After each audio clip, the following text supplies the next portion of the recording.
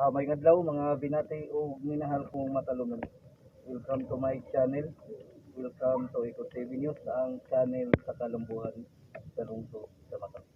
Okay guys, karon ay Pasko. Pasko diri sa lungsod sa Matalok. May ato ang Christmas tree sa kuan guys sa simbahan ni sa munisipyo. Okay. Unsa day meaning sa Pasko? Okay. Ang meaning sa Pasko mao ang pagkatao sa atong Ginoo nga nagpakatao o nagpatataw kini uban sa nato.